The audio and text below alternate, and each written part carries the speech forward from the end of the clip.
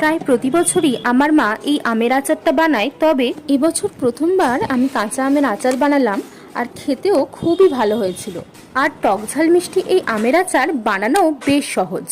আমের আচার বানানোর জন্য আমি এখানে কাঁচা আম নিয়ে নিয়েছি। আমগুলোকে খোসা ছাড়িয়ে এরকম লম্বা লম্বা করে কেটে নিয়েছি। এবার রোদে 1 ঘন্টার জন্য শুকোতে দেব। ততক্ষণে আচারের মশলাটা বানিয়ে নেব। কড়াতে শুকনো লঙ্কা, গোটা ধনে, জিরে, মৌরি আর 5 ফোড়ন অল্প ভেজে নিয়ে আধগুঁড়ো করে নেব।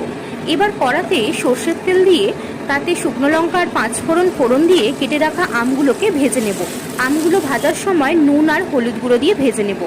এবার আমগুলো ভাজা হয়ে গেলে এর মধ্যে দিয়ে দেব আখের গুড়। আখের গুড় আগে থেকে জাল দিয়ে ছেঁকে রেখেছিলাম। এবার মিডিয়াম ফ্লেমে আমের সাথে গুড়টা ফুটিয়ে নেব। আমটাও সেদ্ধ হয়ে গেছে। এবার দিয়ে দেব আচারের মশলা।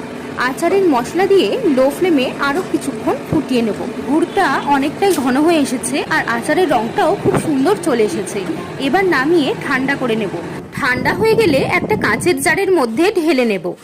আমের আচারের এই রেসিপিটা তোমাদের কেমন লাগলো কমেন্ট করে অবশ্যই জানিও।